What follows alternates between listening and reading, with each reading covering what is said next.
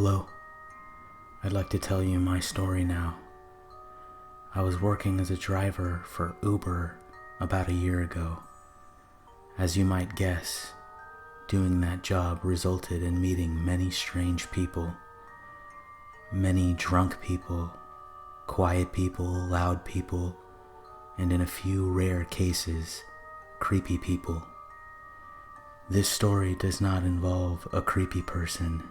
It involves my one and only terrifying person. One evening around 11 p.m., I was getting tired. I had worked for several hours and I had decided to pick up one more person and then call it a night and go home. This last person's pickup location was in a very bad, creepy neighborhood. I had dropped off another group of people here about a week before this night. I pulled up to the house set as the pickup location and immediately noticed it looked run down and vacant. It didn't look like somebody should or could be living in it. A man walked out of the house before I could even inform him on my phone that I had arrived. He looked normal, which was a huge relief. He got in the back and said hello and thanked me for picking him up. I asked where he needed to go, and he didn't give me the address like I'm used to. He instead told me to head down the street and make a right. I didn't think anything of this. After following his instructions, he told me to get on the freeway and go about 15 miles and then get off on Lincoln Boulevard. I was happy to hear this, as it wasn't too far from where I lived, and this being my last ride for the night, I didn't want to drive a huge distance back to my house. After getting off on Lincoln, he told me to drive about 4 miles up and then make a right-hand turn. After he gave these directions, I started feeling a bit uneasy. After driving those 4 miles and making that right, he told me to make a left on Jefferson, a mile up the street. Upon hearing these instructions, I felt more nervous. He was giving me directions into my neighborhood. I followed instruction and made the left. I asked what next after this, and he didn't say anything for a few moments. I looked in the rearview mirror and my heart sank. He was staring at me with big, wide eyes. I repeated myself and he finally replied with, "Go about another mile and then make a left on Patterson." I can't tell you the level of fear I had reached after hearing that. That was the street that I lived on. Did this guy know where I lived? Was he directing me back to my house? My heart started to race. I made the left turn and then asked, "Next?" He responded immediately with, "Up the street here. My house is on the right." I felt sick. I kept driving and started to slow down a bit. I, without looking at it, passed my house slowly and said, "Which one?" He was silent. He responded in a very quiet and sinister voice, "You just passed it." I stopped the car, and my heart was now throbbing. I looked in the rearview mirror to see him smiling. I spoke. "Which one is it?" Still looking at him, he replied to me without breaking his gaze or his smile, 1905. I got out of the car immediately after hearing him say that. That was my address. I started backing up into the middle of the street. I took my phone from my pocket and called 911. He got out of the car on the opposite side of me. I backed up into my neighbor's bushes and made the choice to run and knock on their front door. I did, and after pounding for a moment, I turned around to see where he was, expecting to see him right behind me, but he was nowhere in sight. They answered the door, and I told them what just happened. A police officer showed up shortly after that, but the man was gone. Your guess is as good as mine how he knew where I lived. What my address was, I still have no idea. I didn't see him again. I never picked up another person after that.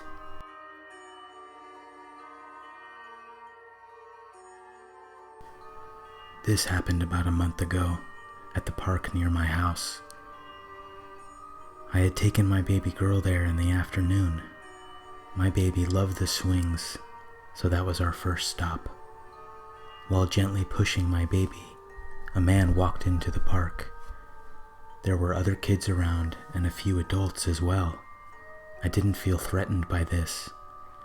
The man wore blue jeans that looked quite old and a t-shirt with a bear on the front, or a wolf, I can't remember. He looked as if he had a mental disability of some kind, maybe autism? I wasn't sure. Anyway, he walked around the park looking at everything. The kids, the adults, the slides, everything. I went from feeling completely safe to completely unsafe when he spotted me and my baby girl. He started clapping his hands and laughing as if he was very happy to see us, and ran, and I mean literally ran over to us and stopped right outside the sand pit in which we and the swings were centered in. He laughed and smiled. He was staring at my baby. I said hello while forcing a smile. He ignored this and said, "Do you think she would let me hold her?" I responded with, no, she doesn't like people too much." A complete lie. I took her out of the swing and said, "We'll be on our way now. Have fun." The man stomped his foot and let out a sound of frustration, like when you tell a 6-year-old they can't have an ice cream cone at the fair. We walked home, and the man did not follow. This was minor, as I am coming to realize, but I guess you had to be there. It was very unnerving, and I got the distinct feeling that this man was not well, and that he was dangerous. Who knows what he would have done if I actually let him hold my baby.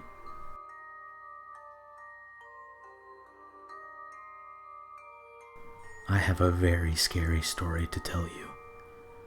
I was out of work and was desperate for cash when I looked on Craigslist under gigs a few years back. I responded to several ads, ranging from painting to helping people move and cleaning. On a Sunday morning, somebody called me and told me they had some work. They said the job was to clean a kitchen inside a small building that was recently closed down, and he was renovating it. He needed me to show up and work in the evening, starting at 7 and ending at like 1 or 2 in the morning, and that it was only for tonight, but he'd pay me cash $200. That sounded great to me, and I had no problem with these hours, as my last job was a graveyard shift anyways. So the man I was talking to gave me the address, and I told him I'd be there on time at 7 o'clock. He sounded like a normal, nice guy. I showed up a little before 7 and approached the building. This building was amongst many others downtown, but looked eerily lonely in the way that it had no windows and no lights were working outside in front of it. I thought it might be a bar that was closed down or something. I knocked on the big wooden door. I heard noise coming from inside, and eventually a man opened up. He was tall. He had a goatee and looked to be in his 50s. He greeted me with a smile and asked me to come on in. There was a single lamp lighting the room we were in, and it indeed looked like an old bar. The room wrapped around another smaller room in the center of it. It looked as if he was painting the walls and working to fix the top of the bar, which was rotting old wood. He showed me to the center room, which was the kitchen. The kitchen was very dirty. Old glasses and dishes were laying around. The oven was pulled from the wall, showing rotting drywall behind it. Sawdust and dirt was all over everything.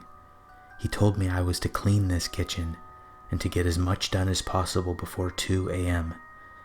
I told him I'd work my ass off, and he pointed out some cleaning products sitting on the ground by the wall with some rags to scrub with. I asked if he had any gloves, and he said no, but that the sink in the corner still worked, and I could clean my hands when I wanted with that.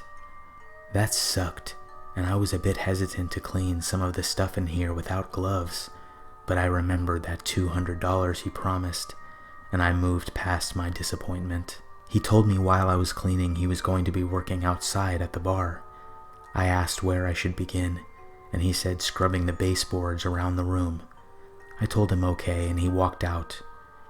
Fast forwarding, I had been cleaning for about 2 hours, making a bit of progress, and I was getting very thirsty. I told myself I would finish this, then that, before exiting the room to ask if there was anything I could drink. I kicked myself for not thinking to bring a water bottle. After finishing my goal, I stood up, and I realized I had not heard him working outside the room at all. I hadn't heard anything, as a matter of fact. I walked to the door and opened it. To darkness. Complete pitch black. At that instant, I became very nervous and shouted out, "Hey man, I'm making some good progress in here," expecting to hear him respond. He didn't. I looked around, but seriously could not see anything. The lamp was gone. I looked back into the kitchen, which was bright and all lit up with all the lights on and working in the ceiling. I peered back out into the dark room. I began taking steps out into the room surrounding the kitchen. After taking about 10 whole steps, I stopped and was about to speak out again when, to my horror, the door slammed shut behind me and I was engulfed in blinding darkness. I could not see anything, and I spun around, waving my arms, walking back toward the kitchen door. My steps were small, as I did not know what was in front of me. I was afraid I would run into something. And I did. Waving my hands around in front of me, I hit something. Not a door. I hit somebody's face. I scuttled backwards, not hearing anything. Whoever I had just touched didn't react. I backed up until I hit the back wall, and I realized I must have been close to the entrance door to the building. I turned, and I felt around for the doorknob. Luck was on my side, as I quickly found it and pulled the door open. It was dark outside at this point, and only a very small amount of moonlight came into the room, just enough to where I could see the man standing against the kitchen door, with a blank expression on his face. I ran out the door and never looked back. That's the last time I used Craigslist to find work. What was that guy doing? What was he going to do? It makes me sick to think about it.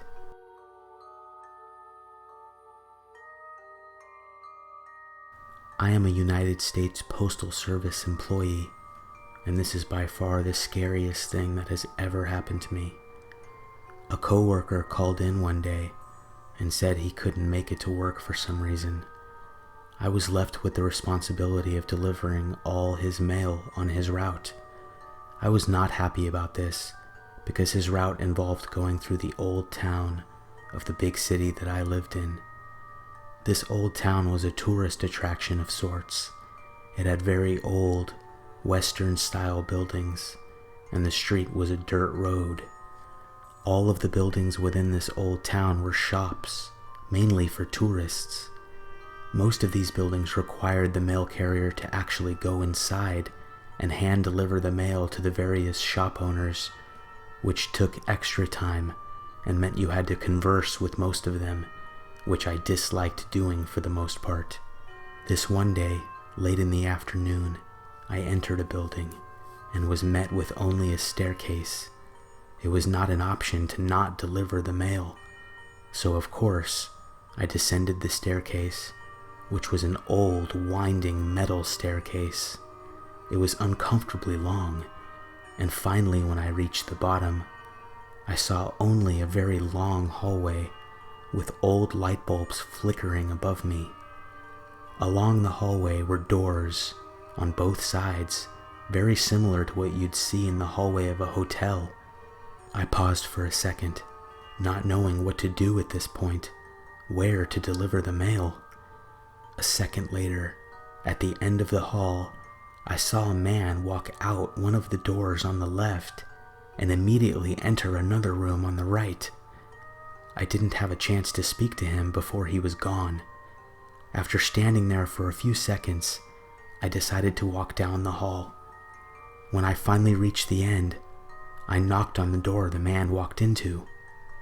Nothing happened, and he didn't open up. Just then, at the end of the hall, where I just came from, I saw the same man walk out of a door on the same side of the hall I was on. He walked into the middle of the hallway and stood there staring at me. I yelled out, I have some mail." He interrupted me by taking a long machete out from behind him. At first I thought this must be a joke, but when he started sprinting towards me, I decided it wasn't, and I entered the room I was at. The room was an old, dark wine cellar from the looks of it, and I immediately crawled underneath one of the old racks in which to store wine and thought this can't really be happening. It was, and the man entered the room searching for me.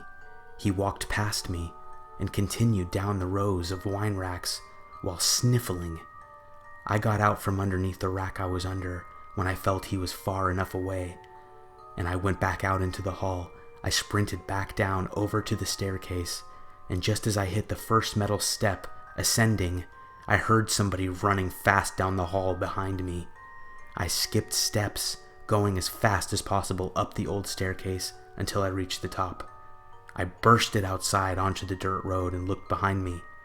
The man did not go through the door. I got into my service vehicle and sped the hell away from the old town. I later told my boss about this, and he said he would look into it, and I shouldn't worry about it.